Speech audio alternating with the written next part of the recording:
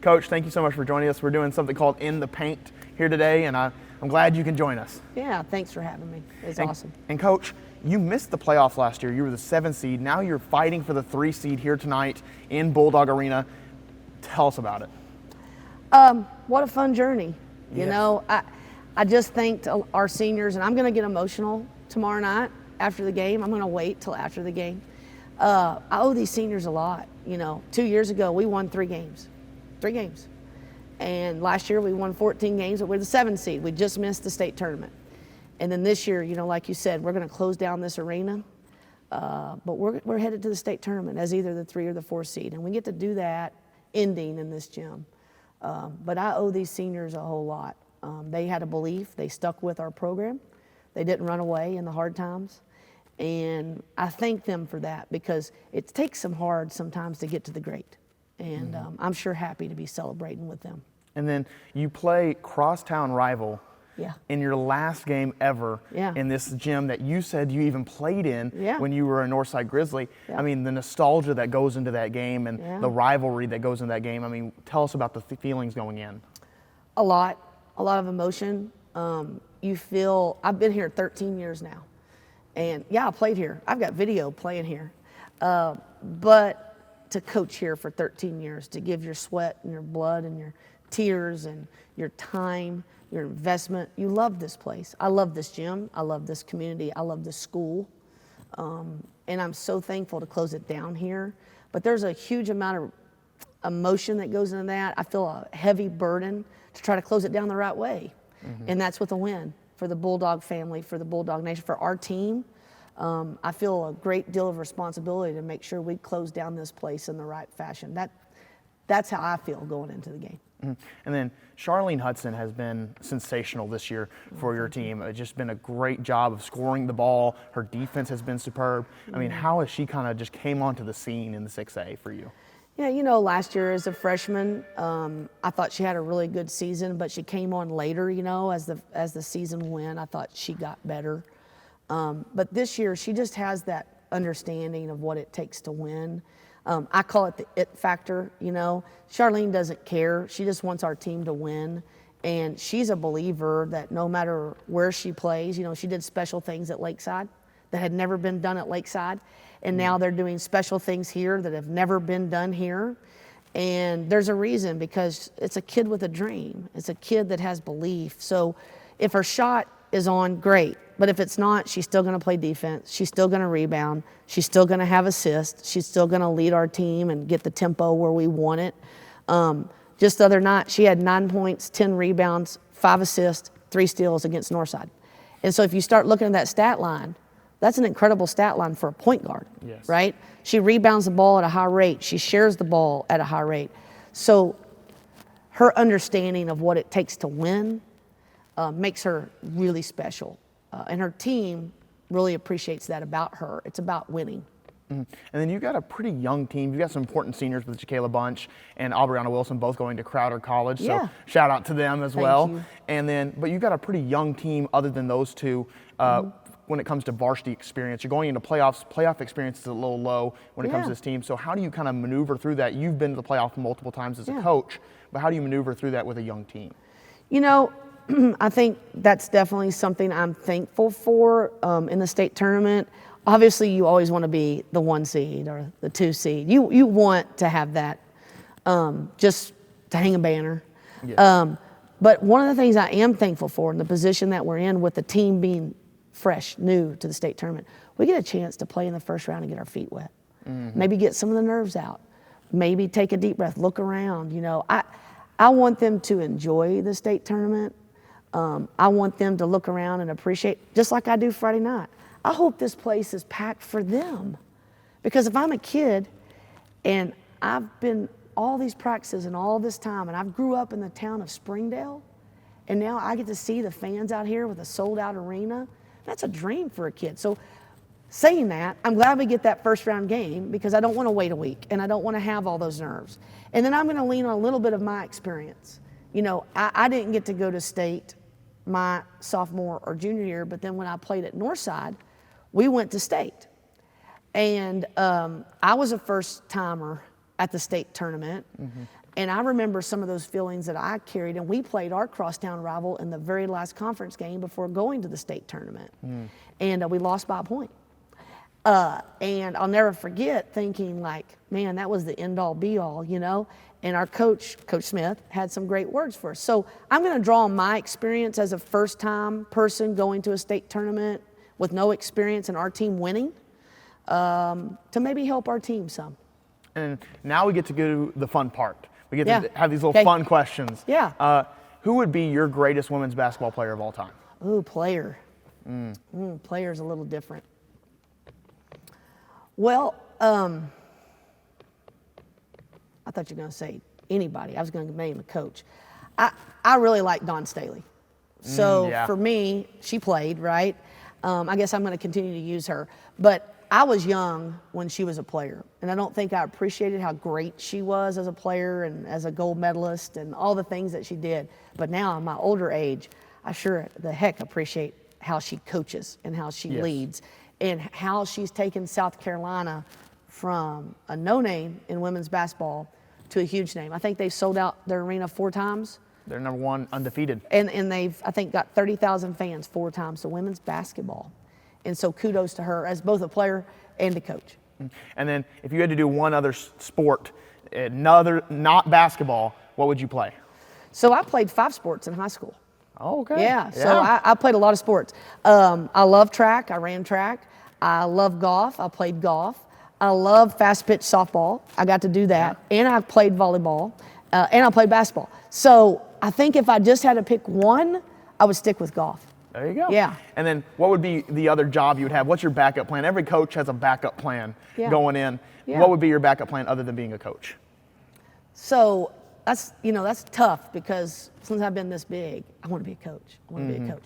But in the back of my mind, the next step I really want to take in my professional career now is someday to be an assistant principal. I want to go into admin. I got my degree. But if I had to pick any job, I really would love to be a physical therapist. I love helping people. I love seeing people take strides and progressing. And I think that would be such a neat profession to watch somebody learn to walk again or somebody to learn to speak again, and helping them through that journey. So that would be kind of, if I couldn't coach or be in education, that's something I'd like to do. Coach, thank you so much for joining us. It's been a pleasure interviewing you. And Thanks, that's going to do it. We're going to send it to a quick commercial break, and we'll be right back with Coach Jenkins talking about Wildcat basketball. Sometimes a dream car has nothing to do with horsepower or performance. My dream car is the one that gets me to my job every day. The one that lets me help a friend in need. I didn't think I had the credit. My credit score wasn't that good. But Car-Mart believed in me. They believed in me. My dream car? A 2016 Nissan Sentra.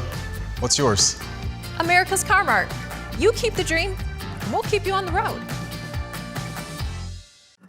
Arkansans appreciate community. We work and raise families, care for our neighbors, and come together in good times and bad. At First Security, that local strength is what we love best about our home state. There is commitment here, and heart, and hope. Thank you to everyone who is standing together, learning from one another, and making Arkansas a place we all love to call home. We're proud to be your community bank. Ozarks Go from Ozarks Electric Cooperative is leading the fiber revolution, connecting the divide with high-speed broadband access to close that gap. From cloud to cloud, post to post, from downtown to way out of town, to connect our customers to a world of blazing speed and access to absolutely everywhere. It's our customers connected.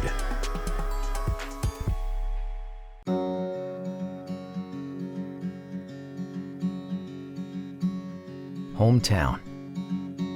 That word still means something here. It means we're neighbors. We do the right thing. We care about your family. And you deserve the very best every time you walk in the front door. Har-Ber's. Hometown fresh. Coach, thank you so much for joining us. Excited to be here. Thanks for having me. Yeah. Coach, let's get right into it. Your season has been a little interesting compared to the last few years. You've got 3 freshmen that have now entered into the starting lineup. Right. What has kind of been your ups and downs, and walk us through your season? Well, I think, we're such a young team besides the 3 freshmen that we just have Delaney Roller as our only returning varsity player from last year. So really an inexperience to start out as far as just playing varsity minutes and just try to, figure out who we are. And, that's still evolving a little bit as we grow and get better and as individuals grow. And so our team grows. And it's just been kind of a roller coaster of a year, up and down, played some really good basketball and then had some nights where it wasn't as nice. And then really you go into Friday's game, and it's the battle for the 3 seed against crosstown rival Springdale Bulldogs, who are playing their last game ever in their gym into the new gym next year. I mean, there's so many factors that go into this game. What's kind of your mindset and your team's mindset going into this game? Yeah, I mean, it's exciting to be a part of Springdale's last game there. I think that's an exciting opportunity for our kids to play in an awesome environment, for their last game of their season. So I'm excited about that for our kids. Girls basketball sometimes doesn't have as many fans, as many students that show up for their games. So I think tomorrow will be one of those games that just the crowd is electric and it'll be a fun environment to play in. Overall, I think we're looking to play just as consistently as we possibly can, to put some quarters back to back and to find our rhythm to where we're not just, playing a little bit in spurts, that we're playing more consistently is our goal for tomorrow. And we talked with Coach Hunsucker about some inexperience on her team playoff-wise, not as much playoff experience as maybe previous teams, but a coach that is also playoff experienced. So how do you balance being your playoff experience? You're a 2-time state champion at the 3A level, 2-time conference champion at the 6A level, but you have not gone farther in state other than, I think, the quarterfinals. So how do you balance that with this inexperienced team? Yeah, I mean, I think we just got to do the best that we can to take in the moment and to enjoy the moments that we have and to live in that experience. And every experience we've had this year with this young of a team has just been a growing and learning opportunity. So I think that's what we're going to do with the state tournament as well, is just, one game at a time, try to play our best basketball and be as competitive as we have been all year. And I think that has allowed us to play with a lot of teams that might be a little bit more talented or bigger or stronger than us or more experienced. It's just our competitive edge that our kids bring every day. And then it's really a stacked 6A when you look at it, really. The Central Division, they've got Cabot, North Little Rock, Conway, to name a few. And then you look over, and it's been a 4-way tie at some points, or a 5-way tie even, for the 1 seed in the 6A West. And the only seed that was locked up now is the 1, 2, and 5. So the 3 and 4 are still fluid. I mean, what does that look like going in? Well, I think that's just, we have so many good coaches and so many good players in our conference and then in our classification as well. It's just lends toward us having to be really competitive. It makes us bring it every night and every day in practice. We have to be competitive. Our JV team has lost 1 game this year, so they've been competitive in our conference as well, and that's helped us to have better practices. So, it's not any game that you can take lightly, no matter if you're in the state tournament or in our conference at all. Do you think that really prepares you for Oh, definitely. playoffs? I think it definitely prepares you. It makes you think that you can compete with anybody in the state when you have such a competitive, night in and night out schedule. And when you see how the other league is competing as well, it gives you hope to go in there and do if you play a good game, that you're going to be in the game, and also just to, be ready for anything.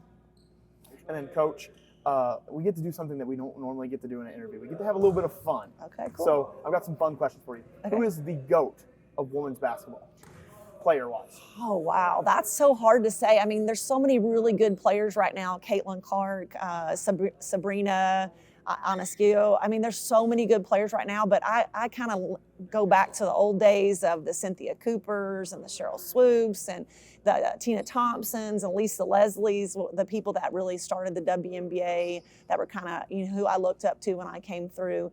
So there's so many good players. It's hard to just say who the GOAT is because the game's so different. It's kind of like, with the men's NBA, a lot of people are just always going to say Jordan, but a lot of people say LeBron. And so I think that's a fluid question too, because the game changes and it's just different than it used to be. But also, if you were to do anything other than coaching, what would be your next job?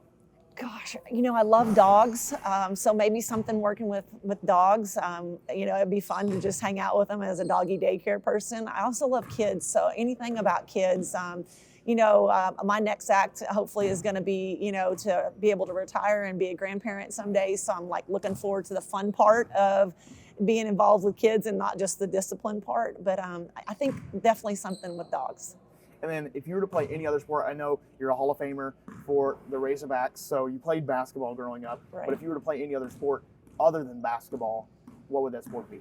Gosh, I love a lot of different sports. I think I really want to pick up learning how to play golf so I can go with my husband and play some golf. I think that would be fun. I think that would be a interesting sport to get involved in. And when I was growing up, I used to love baseball. I played a lot of t-ball and baseball. And so I didn't have the opportunity to play softball in high school. I think that'd be cool. But then I love volleyball too. And again, my high school didn't have volleyball. So like there's so many cool sports out there for girls that, I think there's a lot of different ways to get involved, and any of those would be fun.